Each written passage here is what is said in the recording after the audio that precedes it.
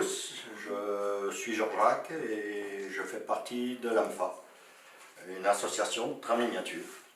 Donc aujourd'hui on va parler des moules en silicone, parce que c'est soi-disant pas à la portée de tout le monde. Je vais vous montrer que avec un peu de sérieux on arrive à faire quelque chose de sympa, et ça permet de créer des moules de bâtiments ou de bâtiments ferroviaires qui n'existent pas et qui n'existeront peut-être jamais dans le commerce. Donc au départ, la base de tout, il faut créer un modèle maître. Donc le modèle maître, je l'ai créé à partir d'isolants de 3 mm qu'on trouve dans les grandes surfaces. Il faut juste que ce soit bien lisse. Et la toute bonne base, c'est un bon vieux dessin à l'échelle. Donc peu importe que vous faites du N, du HO ou du 0, le tout, ça sera de faire un dessin à l'échelle. Donc le découpe de l'isolant, on le fait à partir d'un cutter réglé. Il faut bien veiller que vous prenez des côtes un peu plus grandes que votre dessin, parce que le plâtre, comme vous allez coller plusieurs épaisseurs ensemble, le plâtre ne va pas être forcément lisse sur les traits de découpe. On les ajustera au papier de verre une fois que c'est moulé. Ce sera beaucoup plus simple que d'avoir... Parce que si vous avez un petit décalage dans les plaques, ça va vous gêner pour le montage. Donc, au départ, moi j'ai choisi de faire mes modèles maîtres en plâtre. Pourquoi le plâtre? Parce que le plâtre est très facile à graver. Un simple outil, une pointe à tracer. Là, vous avez un modèle qui a été coulé comme ceci. Il est lisse. Après, c'est à vous de le graver. Je vais vous montrer le modèle. Il sort comme ceci de là-dedans. Et vous le gravez selon une carte postale, un dessin ou une photo, ce que vous avez à... Veillez à bien respecter la taille des pierres de taille. Il n'y a rien de plus moche, comme on dirait, que les pierres de taille, c'est excessivement grosses. Il faut toujours penser que ces pierres de taille ont été posées par des hommes et ils n'avaient pas les grues ni les techniques d'aujourd'hui. Donc, on peut faire des pièces complexes. Vous avez la moulure, la corniche. Donc, je vous demanderai de prendre quelque chose de lisse, parce que sinon vous voyez le résultat. Je ne sais pas si ça se voit bien, mais on peut le rattraper, mais difficilement, parce que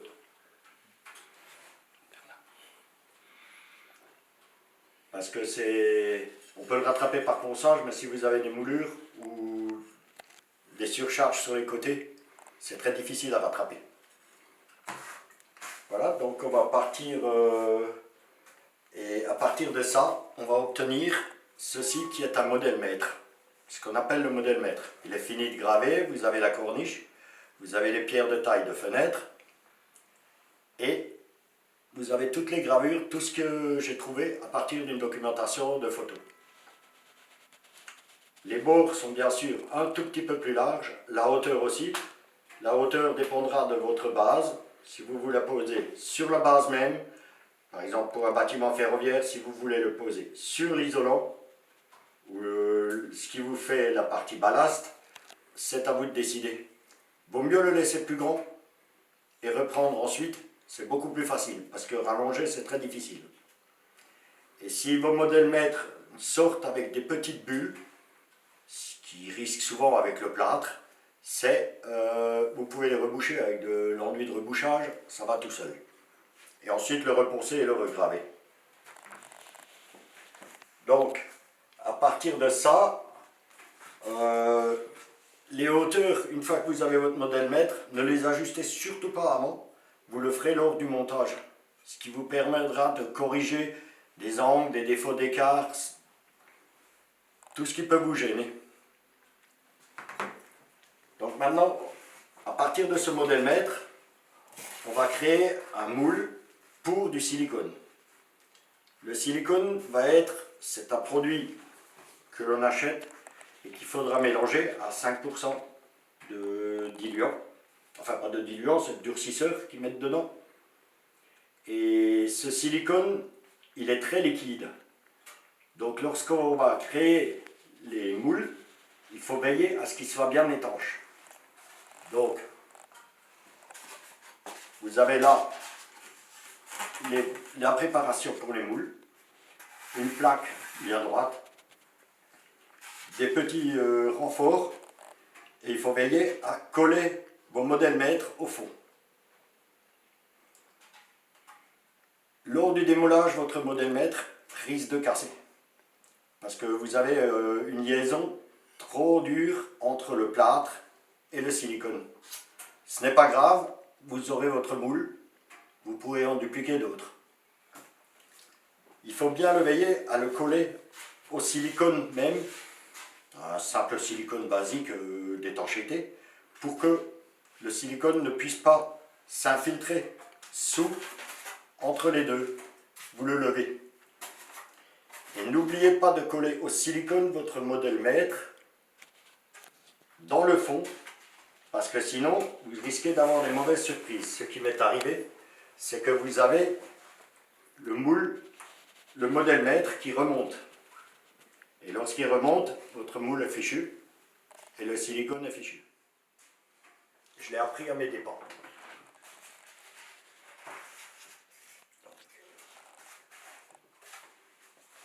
Pour faire ces moules, j'utilise des bandes de 25 mm larges, de 13 mm d'épais. J'en avais créé des plus grandes, mais la résistance du moule est suffisante avec 13 mm. On n'a pas besoin de passer au 15. Ces modèles avaient été faits lors du premier coulage, et je les ai réduits pour économiser le produit, parce que le produit il est quand même relativement cher. Donc on va passer à la préparation pour le coulage. Et vous verrez, il n'y a rien de compliqué avec ça. On a deux différents moules. Celui-là a plus que 13 mm le rose, et l'autre avec 15 mm d'épaisseur. Mais j'ai jugé suffisant les 13 mm. Ça ne change rien à la résistance de vos moules. Vos moules resteront quand même flexibles, et on peut les utiliser facilement, et on peut en faire éternellement. Il va falloir peser le silicone pour faire le rapport exact, comme c'est indiqué sur l'emballage. Et là, je vais préparer 400 g de silicone. Pour ça, j'ai emprunté la balance à madame. Je l'ai protégée pour éviter d'en mettre partout. Donc, vous voyez la consistance, c'est une pâte assez dure. Ne vous inquiétez pas, une fois travaillée, elle coulera toute seule.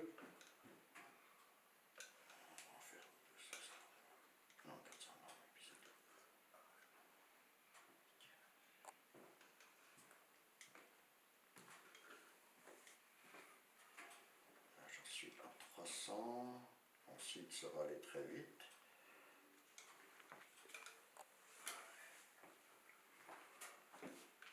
Il faut essayer de respecter au plus près, presque au gramme près on dirait.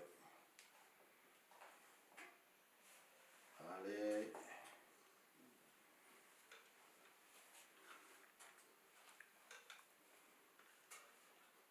Encore un tout petit peu. Nous y sommes. Allez.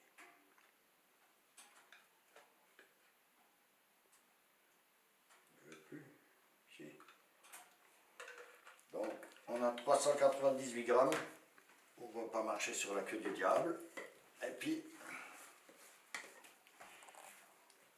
donc, il va falloir que je rajoute 20 grammes de ce produit.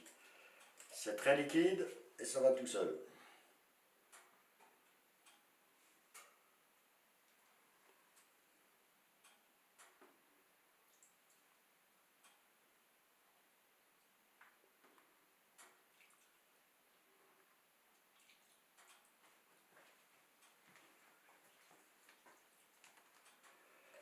N'en mettez pas de trop, parce qu'il y a juste la quantité exacte pour le kilo. Il ne met rien en rab. Donc, maintenant il ne reste plus qu'à mélanger généreusement. Ça, on peut l'enlever. Je vais le mélanger devant vous, et puis je vous montrerai après comment que ça devient liquide.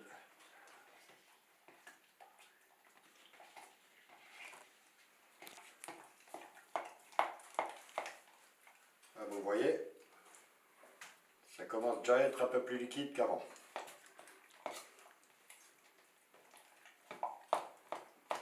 Après, on a à peu près 20 minutes pour couler, donc c'est pas la peine de stresser.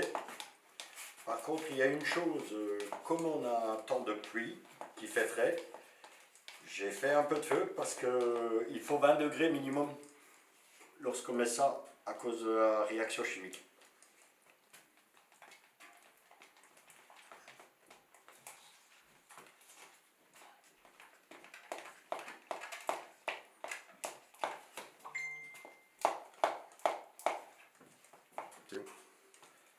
Donc j'arrive à la fin de mon mélange et vous voyez, il est très fluide. Je n'ai pratiquement pas de bulles, donc maintenant je vais remuer un peu plus doucement pour faire remonter toutes les bulles. Mais normalement quand on le coule, ces bulles s'en vont par elles-mêmes. Donc, comme j'ai fait des moules qui étaient un peu plus hauts, je vais le faire différemment, je ne vais pas les remplir en entier. Donc vous commencez par couler dans un coin par petits filets, ne versez pas en entier parce que ça va vous laisser des poches de vide ou d'air en dessous. Et la première fois qu'on fait ça, on a un peu mal au cœur parce que on ne sait pas quel est le résultat de ce modèle mètre. Pourtant, on y a passé des heures.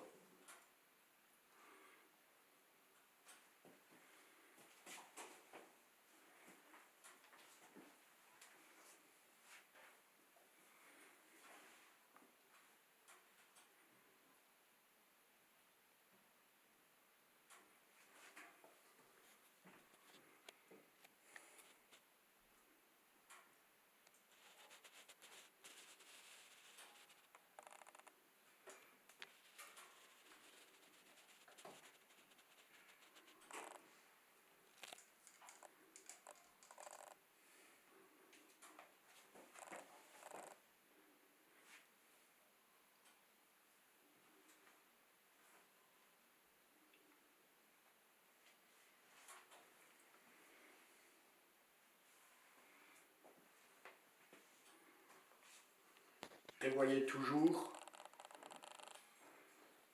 quand vous préparez une quantité, on ne sait jamais. Les calculs exacts pour savoir le volume qu'il faut sont très difficiles à faire. Sauf avoir un ordinateur puissant et pouvoir lui rentrer toutes les codes. Donc, prévoyez des petits moules au cas où il vous reste du produit. C'est justement pour ne pas le perdre, ce produit.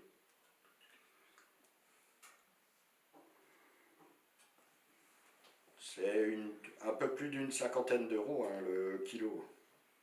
Donc ça fait quand même réfléchir quand vous avez la première fois les moules qui remontent.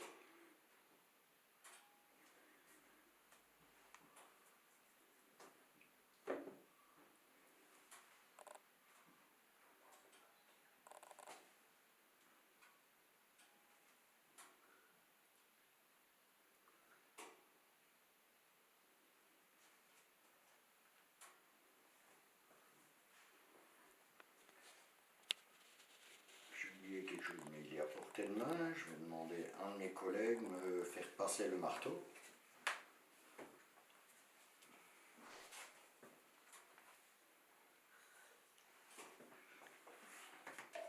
Merci.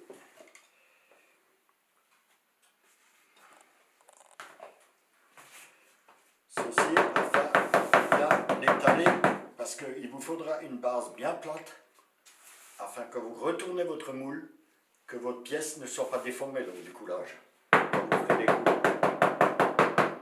Et les plus gros des bulles sont, si quelques-unes demeurent, on les coupera au cutter et c'est pas grave, c'est pas ce qu'il y a de pire.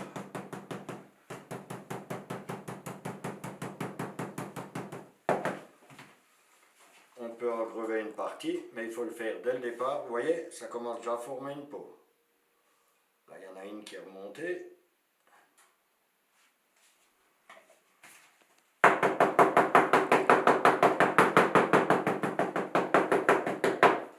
Je vais vous le montrer de près.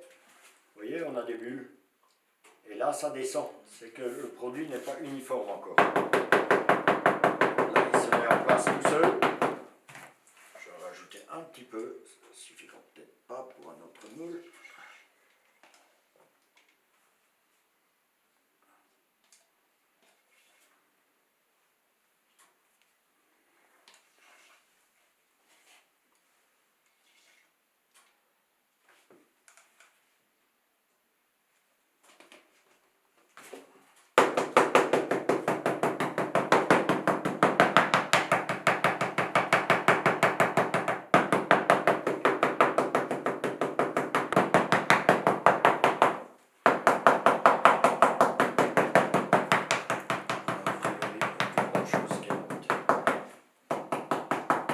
Et cela permet de faire rentrer dans la feuillure en dessous.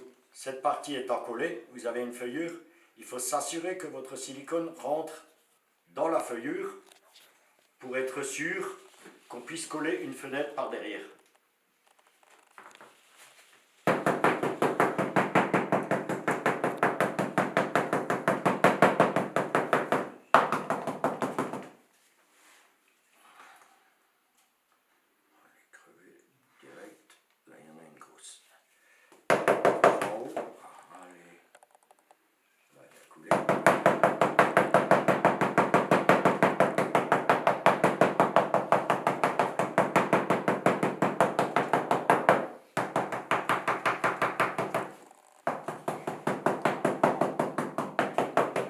Ensuite, lorsque vous vous déplacez, moi j'ai de la chance, j'ai pu utiliser la salle à manger, j'ai une grande table, mais lorsque vous devez vous déplacer pour couler un suivant, veillez à le poser à un endroit qui est bien de niveau, sinon votre moule sera faussé.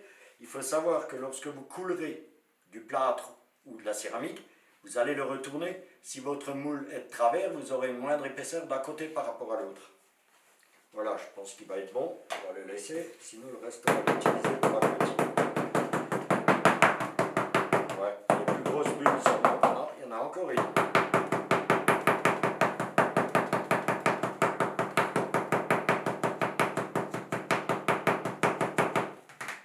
Je vais crever. Et là, ça devrait le faire.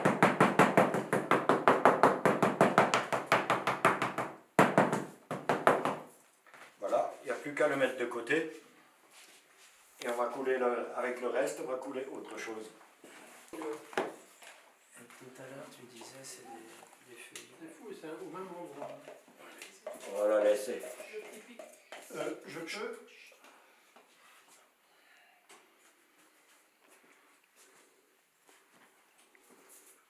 Là, il est temps que j'utilise le reste.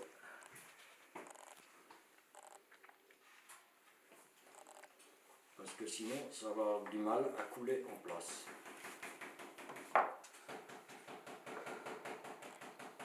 Si les bords extérieurs ont des bulles, ce n'est pas grave. Il faut juste que la partie intérieure et le couler toujours. Vous verrez avec la céramique après, ce qu'on vous présentera après, c'est beaucoup plus facile à utiliser parce que ça coule tout seul. Alors que la résine, elle est quand même, elle est fluide, mais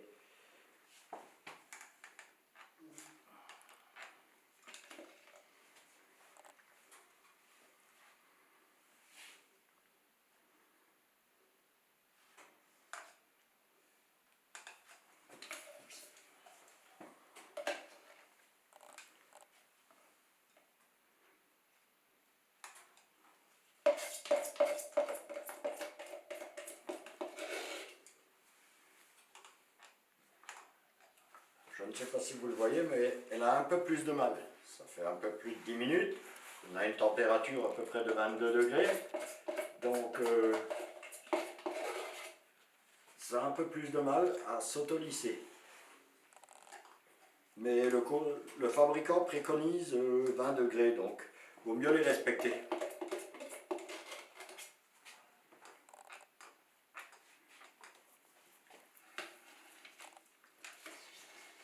On a de la chance, ça suffit tout juste pour les deux. On a un tout petit peu de trop, mais c'est pas grave. Vous voyez ce que ça fait quand on racle? Ça ne donne rien de bon. Ce qui dépassera dessus, il faut juste que votre plan soit uniforme. Ça, on est prêt, on va se concentrer sur ça.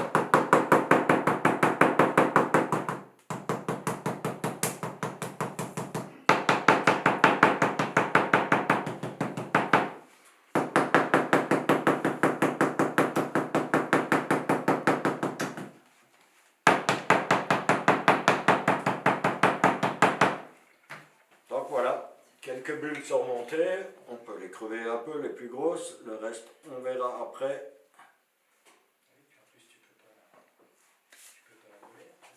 Je vous montrerai après les moules de l'autre côté, je vais vous les montrer tout de suite. Là c'était bien lisse, vous voyez, j'ai eu une grosse bulle, ça n'a pas d'incidence sur le moule en lui-même. Par contre, ça aurait été gênant qu'elle se trouve à ce niveau-là. Donc, notre moule, celui-là, non, si, il a aussi une petite bulle. Vous voyez, ça c'est des moules de 15 mm, il y a beaucoup trop de matière. Et comme je vous dis, la matière est très chère, c'est pour ça que je les ai réduits.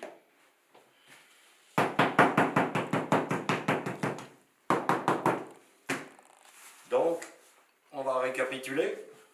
Une fois que vous avez votre modèle maître et qu'il est collé là-dedans, vous allez utiliser un silicone RTV modèle, un RTV silicone HR. Moi je l'ai trouvé, comme je suis en Alsace, je l'ai trouvé chez Micromodèle à Strasbourg. Vous avez le durcisseur qui est livré avec. Respectez bien les mesures, parce que du durcisseur, vous n'en avez pas en rab. Il est calculé pile poil pour la longueur. Donc utilisez une balance ménagère qui est quand même relativement précise au gramme près et vous n'aurez pas de souci pour faire vos moules. Je vous remontre un moule qui est sorti de par là. Ceci c'est, on voit bien les feuillures. Ça n'a pas d'importance si c'est droit, si c'est pas droit. Il faut juste que, quand ce soit coulé, que vous obtenez ça. Regardez les feuillures à l'intérieur. Elles ne sont pas parfaitement alignées, ça n'a pas une grosse importance parce que coller des petites fenêtres comme ça, les faire maintenir en place et pour que, en les collant avec de la colle blanche, qu'elles ne se déplacent pas, ça relève un peu de l'exploit. Mais avec un peu de minutie, on arrive à ce genre de choses. Et ça sera une pièce qui ne sera jamais fabriquée ni en plastique, ni en gravure bois, ni en quoi que ce soit. Donc, à ceux qui veulent se lancer, je leur souhaite un peu de courage et d'essayer. Vous pouvez le garder après ouverture, pratiquement 3 mois, donc ce qui permet de faire un moulage pour faire un essai et de continuer un jour ou deux plus loin. J'espère vous voir bientôt et puis je vous montrerai, une fois qu'on a nos moules, ce qu'on peut en faire. Ce qui est beaucoup plus simple. Par contre, avant de vous quitter, j'aimerais quand même vous dire, maintenant que vos moules sont coulés, gardez-les un peu à l'œil. Il y a une 20 à 25 minutes où des bulles risquent de se former encore, le temps que le produit commence à réagir. Et normalement, au bout d'une heure, une bonne heure, on pourrait les démouler. Moi, je préfère laisser un peu plus longtemps. Dans notre modélisme, il ne faut jamais être pressé parce qu'on n'obtient pas un bon résultat. Alors à ceux qui se lancent, je leur souhaite un bon courage et à bientôt.